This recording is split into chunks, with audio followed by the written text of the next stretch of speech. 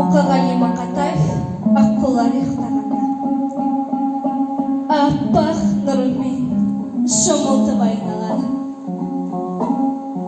Ақ сәулемен айдынның ойнаған көз алдымда құлақтан кетер емес.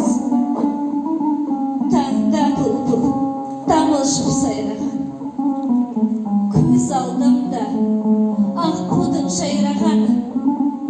Сыңар қанат, сыңар қыз, жаралақ қу, өлі аққудан кете алмай айналады.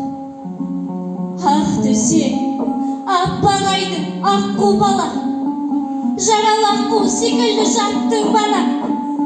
Мұна жатқан жетім көл мұна аққуды өз қолыммен өлтірдім, аттым жаңа. Жоқ, жоқ, мен емес, мен атпадым. Кешіре гөр жаратқаным.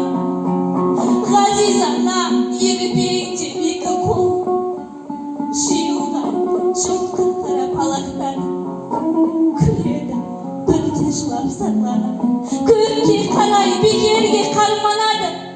Бірде үнсіз мелшиіп таңдайды, құлағында аққудың арманы.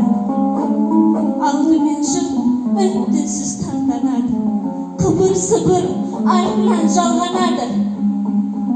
Бірде ана көкке жайып алақанын. Қазір ботам мінекей таң атады. Қазір ботам аққумен ұшықтаймын.